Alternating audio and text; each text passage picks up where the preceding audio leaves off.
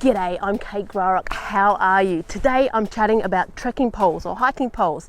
5 reasons why I love them and 4 tips on how to use them. Let's do it. Right, so the number 1 reason why I love using hiking poles is because it takes some of the load off your lower body up onto your upper body. Now I luckily don't have any issues with my ankles or knees at this stage of my life, but I really enjoy the less fatigue that I get down in the bottom half when I'm using hiking poles. I find I can hike further, I can hike faster, and I just don't feel as weary at the end of the day, and I feel like I've had a whole body workout. I've read in certain articles that it can take about 20% of the load off your legs, and that can be something like 5 to 8 kilos each step that's getting plonked down when you're using poles correctly. My number 2 favorite reason for using hiking poles is balance and safety. You can use it when you're balancing along a log. You know, you can really get a bit of extra balance there. They've saved my bacon so many times. I remember on Jatbula, I got my foot hooked on a rock and woof, I chucked them down and it stopped me from doing a full face slam into the rocks and dirt. And ever since that fall, or near fall, I have just loved my hiking poles for that safety reason. They're just that extra set of limbs. Number 3 is a rhythm and propulsion. So I just love the rhythm you get when you've got hiking poles in your hand, especially on those long, flat, boring fire trails. You can just really start to plug along and get in that full rhythm of the hike. And the propulsion, yeah, you really get that push off and, you know, start to move a bit quicker along the trail. Number 4 is protection. Now this sounds a bit weird, but I love them for when, you know, those early mornings and there's spiders on the track and you can just whoop whoop, wick them out the way so you don't get a face full of spiders. I also love, you know, sometimes in the butterwangs or thick vegetation, you can push those, you know, the really prickly, intense hakias and stuff aside and pass through carefully. Or even, you know, long grass, sometimes I use them to, say, push aside a little bit of grass so that I can make sure that I'm not going to put my foot on a snake or something like that. I also find them really helpful for checking, say, the soil, or if I'm about to hop up onto a log, I can give it a good tap and make sure it's not hollow, my foot won't fall through, or even like mud and things like that. Just give it a jab and make sure it's A, it's not too slippery, or B, it's not, you know, waist deep or something like that. So I really do use them as a second sort of set of feelers. On that note, I tend to use the rubber tips on them because they're much better at leaving no trace. So most hiking poles will come with a carbide tip. If I can get this guy off, pop. And so this is really good, this carbide tip, for gripping onto rocks and making sure it doesn't slip and things like that. But it can also be pretty scratchy and pretty intense on the environment. So if you don't need them, if you're not doing a really technical rocky hike, I tend to put the rubber tips on, so that'll protect the environment and protect your tips. But make sure they're on nice and tough, because on the Larapinta I just saw, you know, those baskets and these rubber tips just everywhere. So make sure they're nice and firm and you're not littering along the trail. Number 5, they are just such a great multi-use item. So A, obviously they're hiking poles and I use them for walking, but B, I also use them as the poles for my hiking tent, and that allows me to save about 400 grams in my pack with a much lighter tent that's using my poles. And you could use them if, you know, someone broke a leg or an arm, and you could use it as a splint. So they really are quite a useful little item. Okay, let's move on to my tips for how to use them properly. Number 1 is the length of pole. Now most poles will come in adjustable sizes. These ones I particularly love because they have 2 adjustable parts. Others will have, you can break them apart and fold them.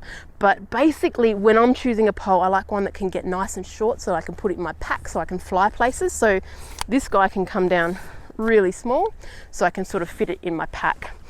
But basically what you want to do with your pole height is have it, so when you're standing, relaxed shoulder, elbow in, flat ground, you want to have a nice 90-degree bend there, and so that's the height you want your pole. And so this one here is set up pretty perfect for me at the moment. But play around with that, like look in the mirror, get your friend to help you and say, oh no, it's a bit high, a bit low, and so that's what you want on flat ground. It will change when you're going up or down hills, but that's sort of where you want to start. Number 2 trick in how to use them is basically just the way you grip them. And so it's pretty important here because you could hurt yourself if you didn't do it right. And the best way to do that is to come up under and then grab the pole. And there's a few reasons for doing this. This will support your wrist, and so you've got a nice control of the pole. It also helps you don't have to, if you had no wrist guard, you have to grip the pole quite tight, and you'll actually find you'll get quite a sore forearm at the end of a long day hiking. So coming up and under, you get a lot of control of the pole, even without holding it. So you can sort of see here, hopefully. Let me go up a bit higher. I'm not even holding the pole, but I can still grip where it moves. So I can have a nice relaxed grip as I'm hiking, so I'm not fatiguing the muscles in this arm here. The other important thing about your grip coming up from this angle is when you fall or need to grab something suddenly, boom, your hands are free. They're not getting caught in the pole. And so you can quickly grab onto a rock or support yourself. Or if you fall, you're not going to break your thumb by getting it tangled. If you were to put your hand through this way, and then you suddenly need your hand, the pole's there too. And so that can be dangerous. Big thing of this, falling, gripping.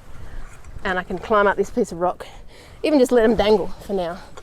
The other thing is, there is a left and there is a right pole, and some of them will have it written somewhere in a really weird spot and it's hard to find. So what I do is I put one stripe of electrical tape on my left and 2 stripes of electrical tape on my right. And so I can always just pick them up quickly and throw them in the right hands. Because, I don't know, it took me a while to do that, but it just really, really helps. Number 3 is to use your natural flow of your body in terms of your movement. So that's alternate foot to hand at the same time. So this leg goes forward, that arm goes forward. And so you alternate like that.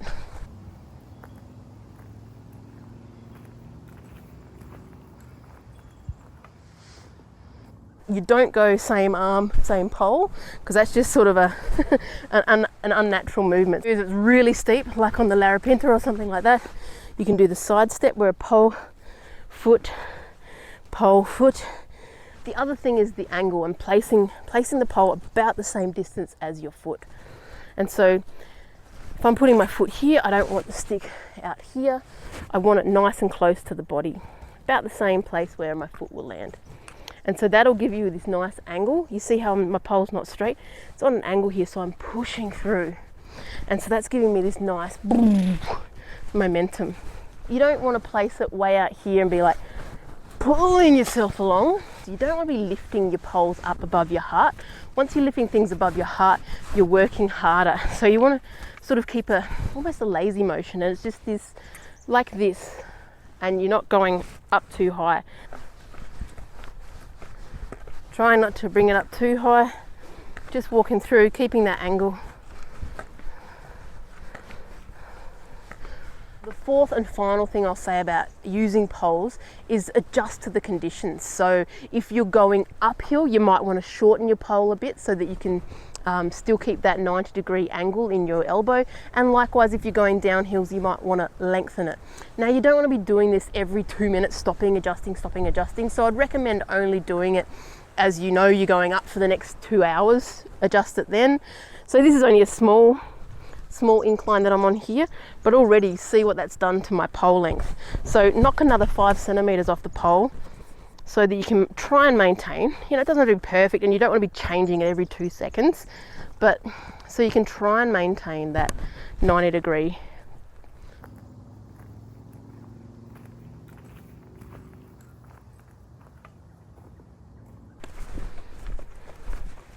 Coming downhill.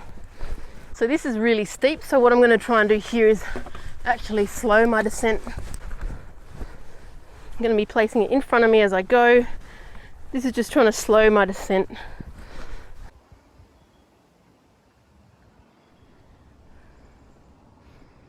The other thing you do, if it's only a short change in gradient, is you can adjust where your hands are. So if you're coming down, you can put your hand on top for a brief period, but if it's a long downhill, I do recommend lengthening the pole. Or if you're going uphill briefly, you could just take your hand out and hold it a little bit lower on the pole. Just so you're not constantly, oh, hang on mate, I just got to stop, adjust my pole, because that just makes them annoying. Get used to being able to stow them quickly. Like, your full body scramble up a cliff, you do not want your poles. So practice stowing them, chuck them in the pack, up you go. So find a good way to attach them to your backpack. Maybe it's just to sort of slip them through there and clip them onto your chest harness, being a little bit careful that you'll have this little bit dangling. Maybe get a friend to help stow them properly and safely away like that if you don't need them. Anyway, I hope some of that's been helpful. Thanks so much for watching, and I'll catch you later.